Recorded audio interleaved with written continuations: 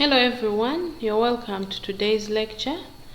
Today we'll be covering part 3 of soil chemical properties, and we will specifically look at soil pH as one of the key soil chemical properties. We can define soil pH in a number of ways. One, we can define soil pH as the measure of the relative acidity and alkalinity or basicity of the soil. We can also define soil pH as the negative logarithm of the activity of hydronium ions in the soil solution. We can also define soil pH as the measure of relationships, or the measure of the relationship of hydrogen ions to hydroxyl ions. Okay, so as a soil pH or a pH scale ranges from 0 to 14, with pH 7 being neutral, like we all know. So all soils with pH below 7 are called acidic soils, or soils with low pH, and soils with pH above 7 are called alkaline soils, or soils with high pH. Soil pH is therefore an important variable that affects all soil properties, which include the chemical, the physical, and the biological properties of soil.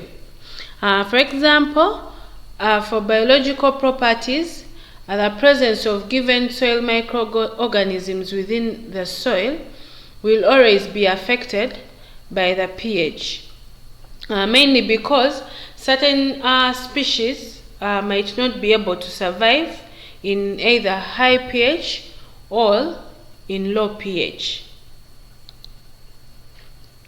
So what causes soil alkalinity?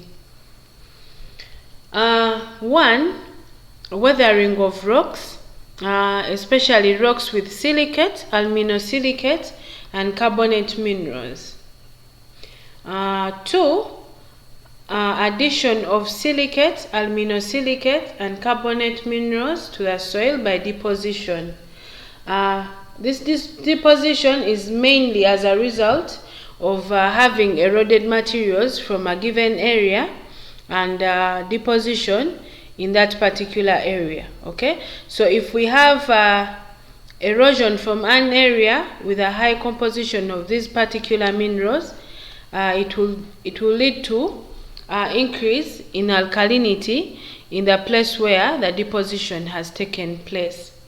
We can also increase alkalinity by mixing soils with less weathered materials, such as addition of limestone in acidic soils. We can also have increase in alkalinity by addition of water, which contains dissolved bicarbonates during the process of irrigation or watering of plants. We can also have accumulation of alkalinity of a given soil, or in a given soil, in areas that are arid in nature or in arid conditions. Okay, so if we have areas that are experiencing droughts and they do not have water that is flowing through the soils, we may not have leaching or soluble salts. So there will be accumulation of these salts, and this will lead to accumulation of alkalinity. The alkalinity of a given soil can also be accumulated because there is lack of balance in the added cations.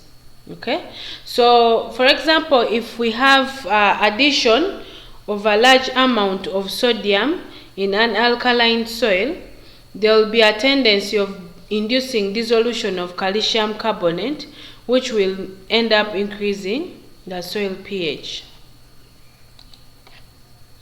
And let's also look at what causes soil acidity. Number one is application of acid forming fertilizers, for example, urea and ammonium fertilizers. Okay, we can also have acidity increased when we have root respiration and decomposition of organic matter. These two have been combined mainly because as they occur, there will always be release of carbon dioxide, which when mixed with water in the soil will form a weak carbonic acid, which will increase the acidity of the soil. The other cause of soil acidity is hydrolysis of aluminium, and we see that hydrolysis is the chemical breakdown of a compound due to reaction with water. So when hydrolysis occurs, there will be increase in the amount of hydrogen ions in the soil, hence increasing soil acidity. The other cause of soil acidity is rainfall, and we see that acid soils are mostly common in areas with high amounts of rainfall. So when rainwater mixes with carbon dioxide in the atmosphere, there is always formation of carbonic acid, which might increase the acidity of the soil. Plant growth can also increase soil acidity, especially when plants take up much more cations from the soil solution. Okay, we can also experience increase in soil acidity when plants exude organic acids into the soil to acidify the surface or the zone around their roots. Okay, this mainly occurs to help solubilize metal nutrients that are insoluble at neutral pH, for example, iron. So in such a process, we will always have an increase in soil acidity. Soil acidity can also occur as a result of oxidative weathering. So when we have oxidation of some primary minerals, especially sulfides, and those are containing iron, we normally have generation of acidity. And this process can actually be accelerated by human activity. So what is the effect of soil acidity on crop growth? Number one, we have aluminium toxicity. So we see that when the soil pH drops, when we have acidic soils, aluminium becomes soluble. In this form, when aluminium is soluble, it retards root growth, hence restricting access to water and nutrients. So the effects of aluminium toxicity on crops are usually most noticeable in seasons with a dry finish. Okay, for example, when we are having grain filling, or when we are having fruiting, in such conditions, we normally have a restriction in the uptake of the required nutrients from the soil because of aluminium toxicity. The second effect of soil acidity is nutrient availability, and we see that in very acidic soils, all the major plant nutrients, for example, nitrogen, phosphorus, potassium, sulfur, calcium, and so on, are not available for plant uptake. Okay, or they could be only available in very insufficient quantities. So plants can show deficiency symptoms despite adequate fertilizer application, just mainly because the pH of that particular soil does not allow the plant to have access to these important plant nutrients. Then soil acidity can also affect microbial activity. Like we said, low soil pH in topsoils may affect microbial activity, most notably decreasing legume nodulation. We all know that legumes help in fixing nitrogen into the soil. But if there is no formation of root nodules, then we will not have the process take place.